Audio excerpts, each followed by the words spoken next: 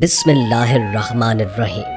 ایک ایسی عورت جو ہمیشہ اپنے چہرے کو سنوارنے میں لگی رہتی، دن بھر اپنے چہرے پر میک اپ لگائے رکھتی تھی، یہاں تک کہ رات کو سونے سے پہلے بھی میک اپ کر کے سوتی، اپنے ناخن پر پالش لگا کر اور اپنے ہونٹوں پر لپسٹک لگا کر اور اپنی آنکھوں میں میک اپ کر کے اجنبی مردوں کے سامنے اپنے جسم کی نمائش کرتی اور اپنے دل میں یہ خیال کرتی کہ میں دنیا کی سب سے خوبصورت لڑکی ہوں۔ اس لڑکی کے سر پر ہر وقت میک اپ کا بھوت سوار تھا، اپنے چہرے کو خوبصورت بنا کر اجنبی مردوں کے سامنے گھومتے، اور جب مرد اس لڑکی کو دیکھتے اس خوبصورت لباس میں، اس خوبصورت میک اپ میں، تو اس لڑکی کو بہت اچھا لگتا، بہت خوشی ملتی۔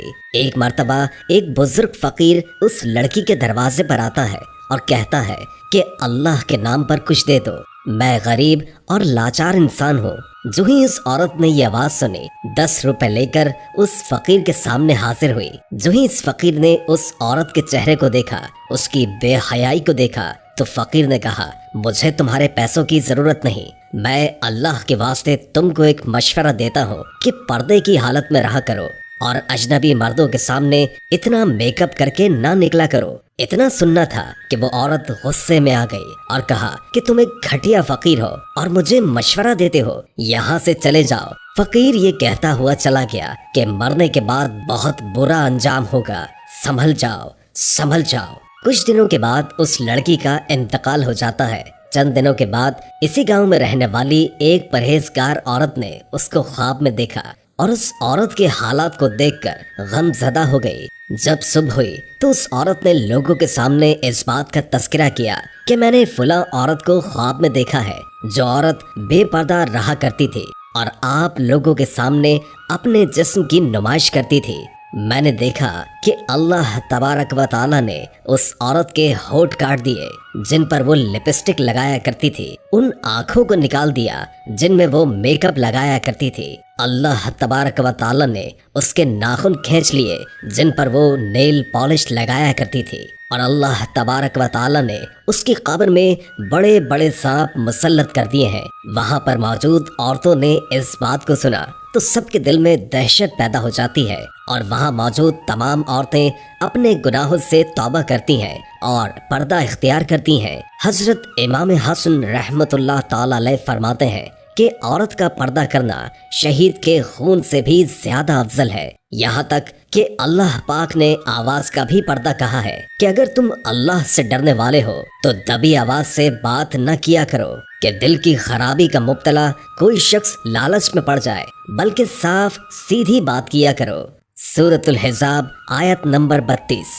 حضرت محمد صلی اللہ علیہ وآلہ وسلم نے ارشاد فرمایا کہ عورت پردے میں رہنے کی چیز ہے۔ جس وقت وہ پردے میں ہو کر باہر نکلتی ہے تو شیطان اس کو جھانک جھانک کر دیکھتا ہے۔ ایک اور حدیث میں حضرت محمد صلی اللہ علیہ وآلہ وسلم نے فرمایا کہ بناؤ سنگھار کر کے اترا اترا کر چلنے والی عورت کی مثال اس تاریکی کی ہے جس میں بالکل بھی روشنی ہی نہ ہو۔ مزید بات کرنے سے پہلے پیارا اسلام کو لائک کریں، چینل کو سبسکرائب کریں اور محفل دعا میں شامل ہونے کے لیے کامنٹ سیکشن میں اپنا نام تحریر کریں تاکہ آپ ہماری محفل دعا کا حصہ بن سکیں۔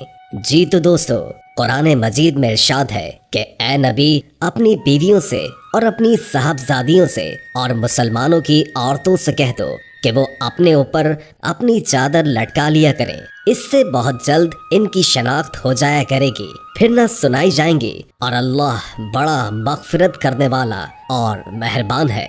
سورہ حزاب آیت نمبر 59۔ حضرت محمد صلی اللہ علیہ وآلہ وسلم کا ارشاد ہے، ایسی عورتیں پیدا ہوں گی جو کپڑے پہننے کے باوجود ننگی ہوں گی، یعنی باریک اور تنگ کپڑے ان کے جسم پر ہوں گے جن میں جانے والے ہیں۔ میں لڑکیوں سے کہنا چاہتا ہوں کہ جو لڑکیاں پردہ نہیں کرتی اور سوچتی ہیں کہ ہمارا ذہن صاف ہے، تو ان کے لیے عرض ہے کہ تمہارا ذہن ان سے زیادہ صاف نہیں ہو سکتا، اور پردے کا حکم انہیں بھی تھا۔ کیا آپ جانتے ہیں کہ بے پردہ خواتین کیا کیا گناہ کرتی ہیں اور کیا کماتی ہیں؟ جہنم کی خریداری۔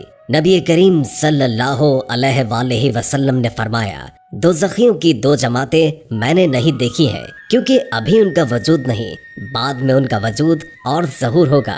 एक जमात उन लोगों की है जिनके पास बेलों की दुमों की तरह उठ खड़े होंगे, इनसे लोगों को जुल्म करेंगे और मारेंगे। दूसरी जमात ऐसी औरतों की होगी जो कपड़े पहने हुए होगी, लेकिन इसके बावजूद नंगी होंगी। ये नंगा होना मुफलिसी की वजह से न होगा, बल्कि मर्द को अपना बदन दिखाना और दिल लुभाना मकसूद होगा। मर्दों को माइल करने वाली और खुद उनकी तरफ माइल होने वाली होंगी। उनके सर खूब बड़े बड़े ऊंटों के दिनों की तरह होंगे जो कि झुके हुए होंगे, यानी दिल लुभाने का दूसरा तरीका ये इख्तियार करेंगे कि सरों को जो करपटों से खाली होंगे मटका कर चलेंगे। जिस तरह ऊंट की कुहान तेज रफ्तारी की वजह से जमीन की तरफ झुकती है, ये औरतें न जन्नत में दाखिल होंगी और न इसकी खुशबू सूंघेंगी। और इसमें शक नहीं कि जन्नत की खुशबू इतनी दूर से सूंघी जाती है। सही मुस्लिम तरगीब में है कि जन्नत की खुशबू 100 बरस की मसाफत से सूंघी जाती है।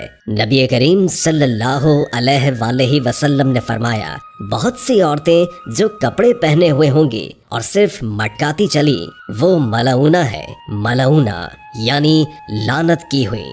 उस औरत से खूबसूरत कोई नहीं जो सिर्फ और सिर्फ अपने रब को खुश करने के लिए पर्दा करती है। जो औरत नंगे सर घर से बाहर जाए और गैर मर्दों की नजर उस औरत पर पड़े, तो उस औरत के साथ 3 आदमी भी जहन्नुम में जाएंगे, उसका बाप, उसका भाई और उसका शौहर। अस्तगफिरुल्लाह। यहाँ मेरा एक सवाल है, आप सब बताएं, क्या आप अपनी बहनों, अपनी बेटियों और अपनी माओ के साथ इस तरह करते हैं कि आप चाहते हैं कि आपकी बहनें, आपकी माएँ, आपकी बीवियां आपको जहन्नुम में लेकर जाएं, चाहे आप कितने ही नेक क्यों ना हो। जब एक औरत बेपर्दा होकर निकलती है तो इज्जत की निगाह से उसको कौन देखता है? जो फरिश्ते हैं लानत कर दें। फिर इंसान के अंदर तो शैतान है, और खुद मुलाहिजा फरमाए कि किस किस की गंदी सोच की महवर बनती है। यहाँ पर मैं बहुत खूबसूरत शेर आपको सुनाना चाहता हूँ। किस्सा ये पढ़ा है पुरानी किताब में, किस्सा ये पढ़ा है पुरानी किताब में, हुस्न महफूज रहता है हमेशा हिजाब में, हुस्न महफूज रहता है हमेशा हिजाब में।